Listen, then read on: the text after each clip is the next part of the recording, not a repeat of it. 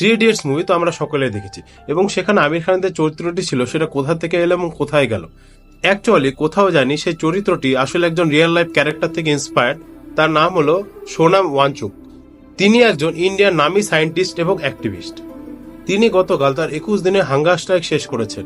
কেন তিনি এই অনশন ধর্মঘট করলেন? 2019 থেকে যখন আর্টিকেল 370 লাগু করা হয়, তখন লাদাখে অনেক বড় বড় কোম্পানি নিজের ইনফ্রাস্ট্রাকচার বানানো চালু করে দেয়। ট্যুরিজমকে বাড়ানোর জন্য বড় বড় হোটেল এবং রেস্টুরেন্ট তৈরি হতে থাকে। এগুলোর ফলে লাদাখ যে মূলত প্রাকৃতিক সৌন্দর্যের জন্য খ্যাত, সেটা নষ্ট হতে চালু হয়ে যায় এবং তার সাথে গলা চালু হয় হিমবাহ। এবং সেই কারণে লাদাখের লোকাল মানুষেরা আর্টিকেল 244 6 শিডিউলের আন্ডারে কালচার, ল্যান্ড এবং এনভায়রনমেন্ট সুরক্ষার দাবি করে। তারা মূলত এই আন্দোলনের মাধ্যমে লাদাখের আবহাওয়া পরিবর্তন, রাজনৈতিক প্রতিনিধিত্ব ও চায়নার থেকে নিরাপত্তার দাবি করেন। আপনাদের কি মতামত কমেন্টে জানাতে বলবেন। वही गुरखा चीन की तरफ से हमसे लड़ेंगे। तो ऐसा उथल पुथल हो रहा है, मगर हमारी मीडिया जरा भी चर्चा